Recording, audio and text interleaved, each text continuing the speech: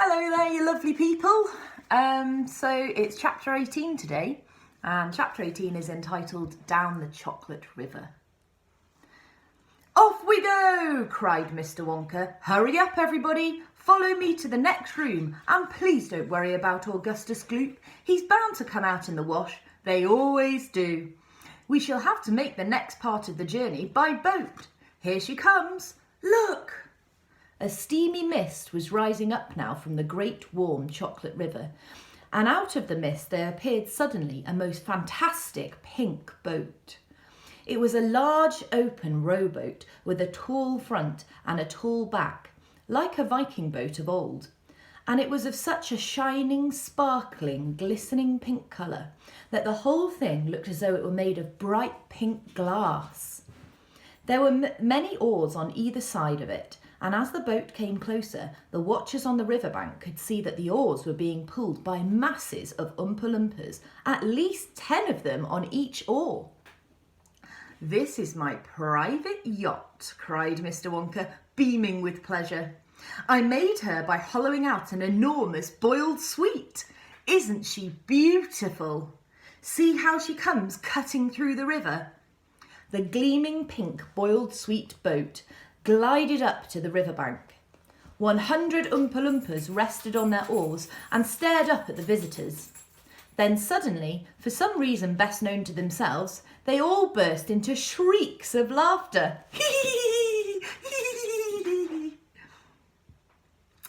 What's so funny? Asked Violet Beauregard. Oh, don't worry about them, cried Mr. Wonka. They're always laughing. They think everything's a colossal joke. Jump into the boat, all of you. Come on, hurry up. As soon as everyone was safely in, the Oompa Loompas pushed the boat away from the bank and began to row swiftly down the river. Hey there, Mike TV, shouted Mr. Wonka. Please do not lick the boat with your tongue. It'll only make it sticky.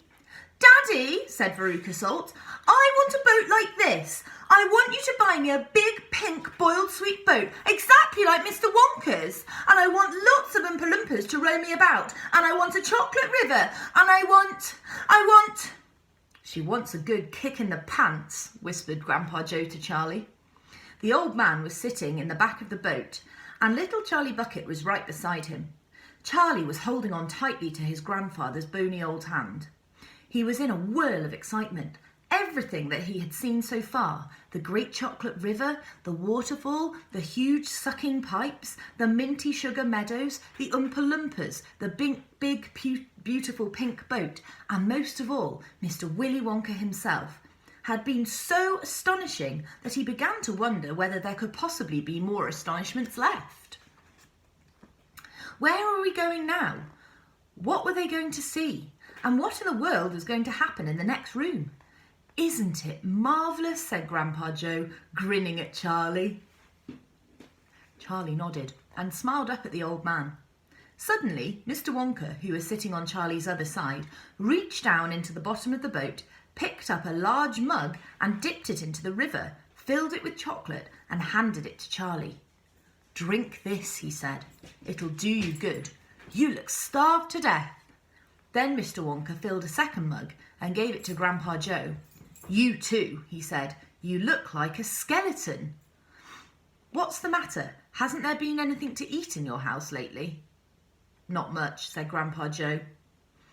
Charlie put the mug to his lips, and as the rich, warm, creamy chocolate ran down his throat into his empty tummy, his whole body from head to toe began to tingle with pleasure, and a feeling of intense happiness spread over him.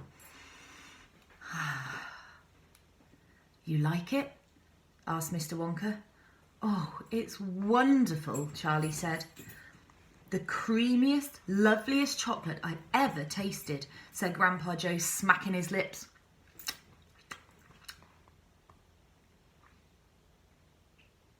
That's because it's been mixed by waterfall, Mr. Wonka told him. The boat sped on down the river. The river was getting narrower. There was some kind of dark tunnel ahead, a great round tunnel that looked like an enormous pipe. Here's a picture of Mr. Willy Wonka pointing out things along the riverbank. whilst he sits next to Grandpa Joe and Charlie. And if you look carefully by his foot, you can see the cups that they drank the melted chocolate out of. There we go, can you see them? And then in front of them you can see all the other parents and children all crammed together, can't you?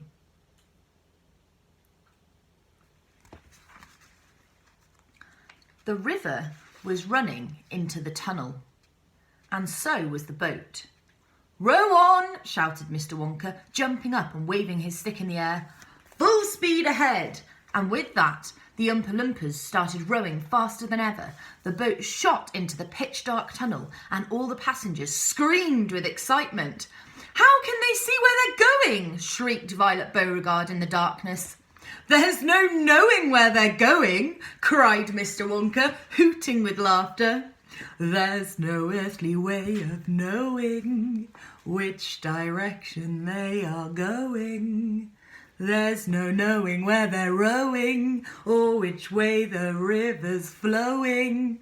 Not a speck of light is showing, so the danger must be growing. For the rowers keep on rowing, and they're certainly not showing any signs that they are slowing." "He's gone off his rocker!" shouted one of the fathers, aghast, and the other parents joined in the chorus of frightening shouting. "He's crazy!" they shouted. "He's balmy! He's nutty! He's screwy! He's batty! He's dippy! He's dotty! He's daffy! He's goofy! He's beany! He's buggy! He's wacky! He's loony!" "No, he is not!" said Grandpa Joe. "Switch on the lights!" shouted Mr. Wonka, and suddenly on came the lights, and the whole tunnel was brilliantly lit up, and Charlie could see they were inside a gigantic pipe, and the great upward curving walls of the pipe were pure white and spotlessly clean. The river of chocolate was flowing very fast inside the pipe, and the Oompa Loompas were all rowing like mad, and the boat was rocketing along at a furious pace. Mr. Wonka was jumping up and down in the back of the boat and calling to the rowers to row faster and faster still. He seemed to love the sensation of whizzing through a white tunnel in a pink boat on a chocolate river, and he clapped his hands and laughed and kept glancing at his passengers to see if they were enjoying it as much as he. "Look, Grandpa," cried Charlie, "there's a door in the wall." It was a green door, and it was set into the wall of the tunnel just above the level of the river. As they flashed past it, there was just enough time to read the writing on the door. "Storeroom number 54, it said, all the creams. Dairy cream, whipped cream, violet cream, coffee cream, pineapple cream, vanilla cream, and hair cream." "Hair cream?" cried Mike TV. "You don't use hair cream." "Row on!" shouted Mr. Wonka. "There's no time to answer silly questions." They streaked past a black door. "Storeroom number 71, it said on it. Whips, all shapes and sided."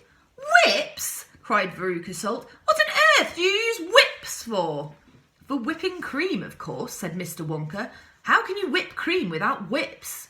Whipped cream isn't whipped cream at all unless it's been whipped with whips. Just as a poached egg isn't a poached egg unless it's been stolen from the woods in the dead of night. Now, row on, please."